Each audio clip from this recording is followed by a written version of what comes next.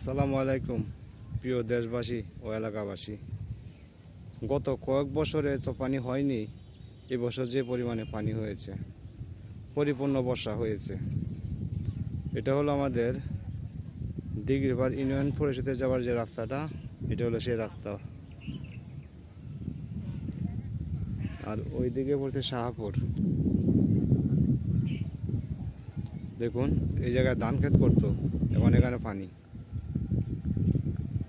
মুজিবুর রহমান মঞ্জু সাহেবের যে প্রত্যেক বিটা, সেই বিটাতে যাওয়ার রাস্তা হলো এটা।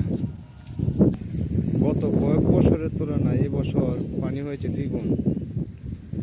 এই যে এখানে পুরোটা জায়গা জুড়ে ধান ক্ষেত, এখন পানির তল।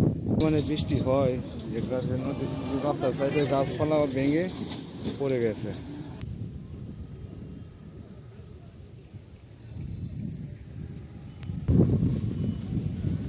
আসলে মোবাইলে ধারণ করলে এলাকা অনেক সুন্দর দেখা যায়। এটা হচ্ছে শাহপুর খেলার মাঠ।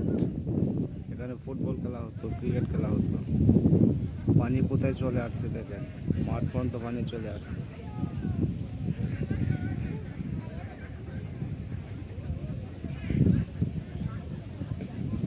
আর হাঁসগুলা পানির মধ্যে খেলা করছে।